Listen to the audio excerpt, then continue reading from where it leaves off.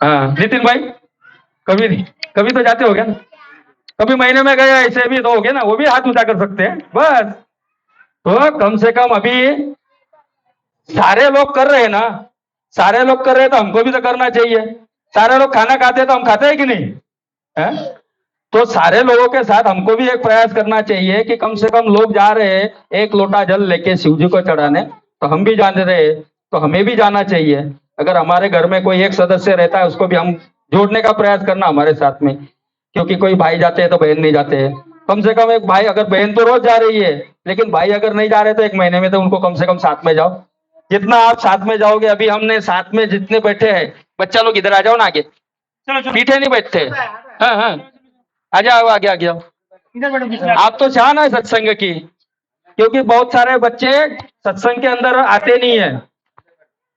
जो आप आओगे ना और जो सुनोगे, तो दादा दादी को बताने का जाकर के है कि हमने क्या सुना था। ज्यादातर बच्चे लोग सत्संग में आना और लाना, जो लाए हैं, जिनके बच्चा है उनके लिए एक बार ताली बजा दो। हाँ, क्योंकि उन्हीं के बच्चे आए हैं वही सीखेंगे, तो उनको रोटी मरने तक देगा, ध्यान रखना है। जिनके बच्चे आए सत्संग में और कई सत्संग में जाएंगे या शिव जी को एक लोटा जल चढ़ाएंगे, उनके बच्चे जरूर उनको आखिर तक रोटी खिलाएंगे। क्या? इसके लिए हमें प्रयास करना है कि हमारे बच्चों को संस्कार कहाँ से गिरेंगे? हमारे घर से। जैसा कि हम स्कूल में भेजते हैं, स्कूल में भेज के उनको क्या पढ़ाते हैं कि जो हमें आगे आने वाला है वो पढ़ाते हैं, लेकिन हमारी संस्कृति कौन आगे लेके जाने वाला है? अभी बोलते हैं ना, कोई भी यहाँ अपने गली के अंदर किराना दुकान होगा, वो किराना दुकान के अंदर अगर कोई जा नहीं रहा हो या कोई सामान नहीं खरीद रहा हो तो वो दुकान कुछ काम का है? नहीं ना। तो वैसा अगर हमारे घर के अंदर अगर हम संस्कृति नहीं चलाएंगे तो हमारी संस्कृति रहेगी क्या जाएगी? इसके लिए हमें हमारे बच्चों को ज्यादातर प्रेरित करना है। हम तो समझो कि एक हमारी ऐसी पीढ़ी गई है कि वो मंदिरों से बहुत दूर थी, लेकिन एक समय ये अभी ऐसा आया है अपने सिरोही वाले बाबा प्रदीप मिश्रा जी के माध्यम से, और अपने कौन से वो बाबा है, धीरेन्द्र शास्त्री, उनके माध्यम से हमारा समाज तो इतना जागरूक हो चुका है, इतना जागरूक हो चुका है कि ऐसा लगता है कि जितने सोए थे उतने 99% जाग गए हैं। अभी 1% बचे हैं, उनको भी अपने को नहीं जागे हो तो अपने घर से अपने को जगाना है। और अपने बच्चे जग गए तो समझो कि हमारा दुकान चल गया।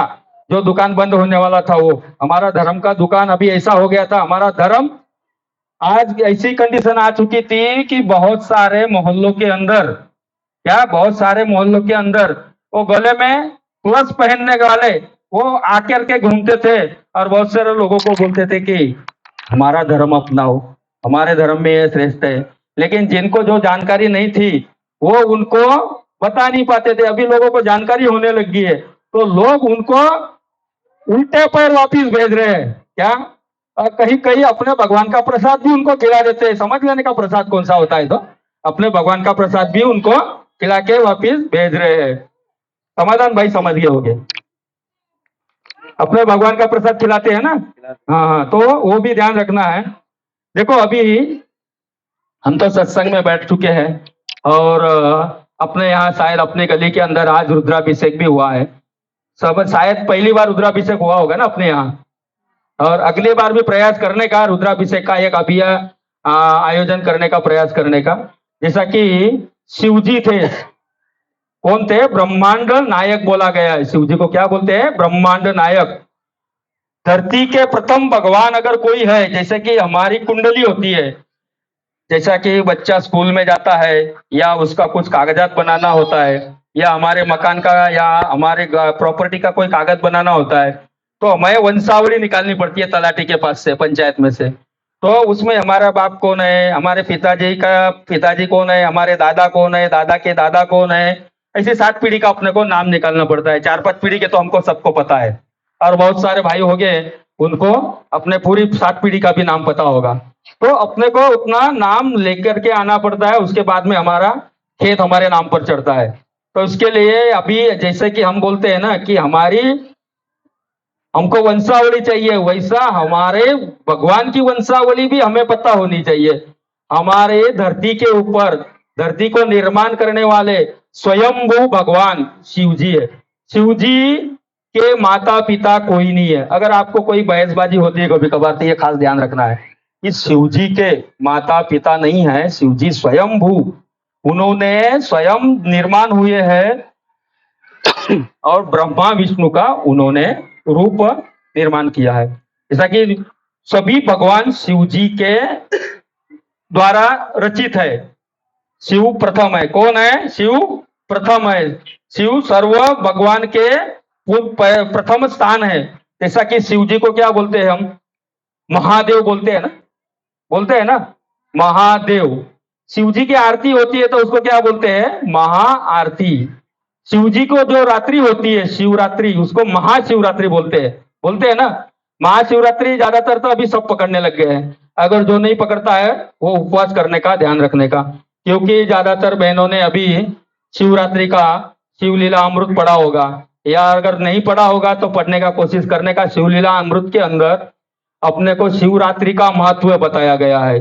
शिवरात्रि पकड़ने से, शिवरात्रि का उपवास धरने से अपने को कितना फल मिलता है। अगर आप पूरे साल भर मंदिर के अंदर नहीं जाओ और एक दिन शिवरात्रि के दिन अगर आपने जलाभिषेक और मंदिर के अंदर जाकर के रुद्राक्ष का भी अभिषेक करें तो भी हम उस दिन का लाभ उठा सकते हैं।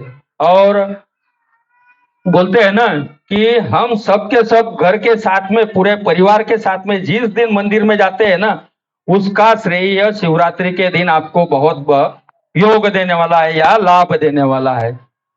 बहुत सारे परिवार होते हैं कि सिंगल जाने की कोशिश करते हैं, लेकिन शिवरात्रि के दिन अगर आप परिवार के साथ जाओ तो आपका पूरा परिवार को उसका लाभ मिलेगा। आपके दादा दादी हो, घर में बच्चे हो, 6 लोग मिलकर भी जाओ तो 6 ही होते हैं आजकल, दादा दादी और हम 2 और हमारे 2, तो 2 2 2 कितने हो गए? 6। और 6 के 6 अगर हम परिवार के साथ में अगर मंदिर में गए ना तो समझो आपका कल्याण है। बहुत सारी जगह क्या होता है, सास जाती है, बहू नहीं जाती है, बहू जाती है, सास नहीं जाती है। लेकिन शिवरात्रि के दिन एक आपके लिए मौका है कि सारे घर के लिए पुण्य जमा करना है। सबके सब जाओगे तो आपको पुण्य मिलेगा।